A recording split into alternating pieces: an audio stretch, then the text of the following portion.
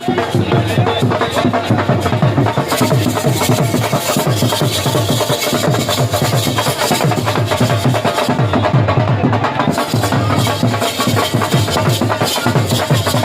दोस्तों, अज वल मैं सखी सरवर दरबार दे नाल खड़ा। मेरे ई साइड ते 100 दरबार है और धोल धमके शोर शराबा हल्ला गुल्ला काफ़ी तादाद दे विच अज जुमेरात है। काफ़ी तादाद दे विच पिछो दे पोसो नए भरी पी है मेला है। लोग ज़ियारत वास्ते आए दिन। और मैं नदी दे विच जुल के तोक दिखेना और दरबार ते जुल के भी तोक लोग दिखेना।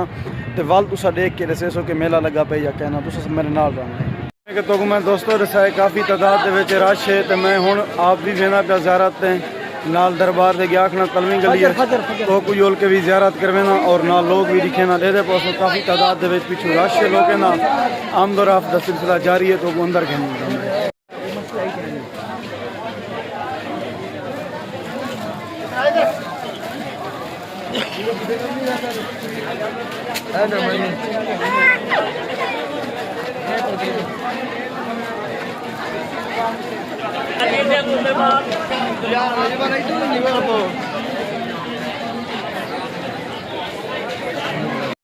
ये दोस्तों पौड़ियां गिने में वेना पे छड़े दे पास हो माशाल्लाह काफ़ी तादाद दे विच रश भी है। लोग अंदर पैन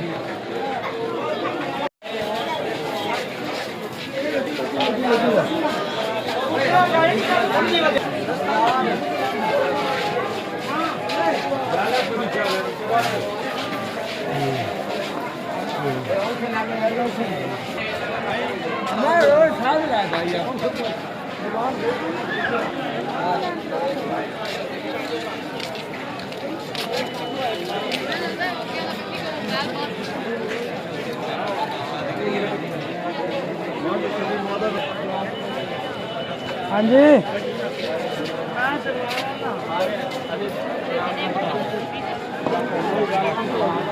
लगा वे और काम किया है ना मगर ये भी होई ना अल्लाह दे से इंशाल्लाह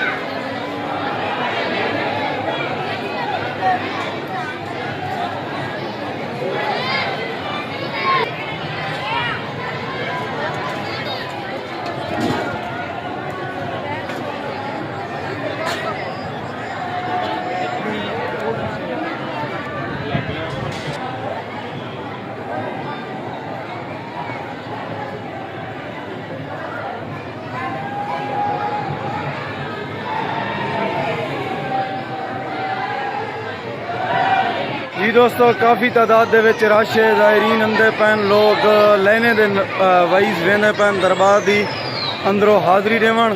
तो मैं भी इत्थे ही वधा चाह ये सारा माहौल तो दिखेंदा वधा और तो मैं हुण नदी वाले पासे भी घेन जुलदा ज़ियारत तो करवाई मी दरबार दी।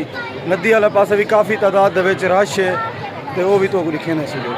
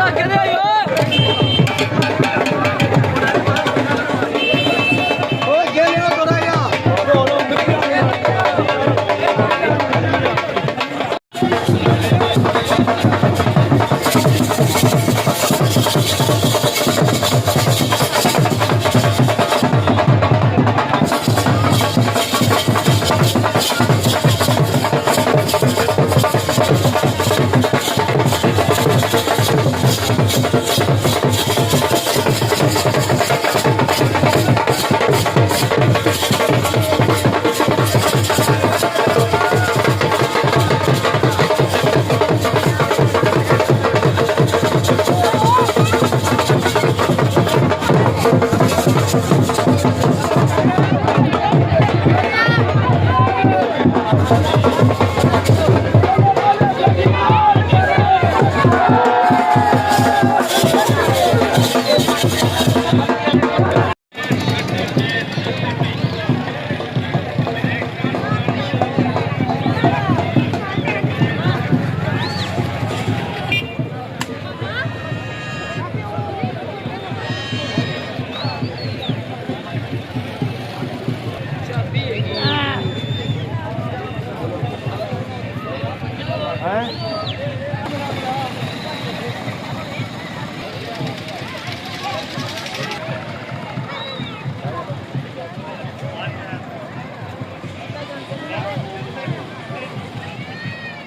उम्मीद करता हूँ कि सारी आज की वीडियो तो पसंद आई। पसंद आए तो सारे यूट्यूब चैनल को फार बोलानी को सब्सक्राइब करके नाल कमेंट करे सो।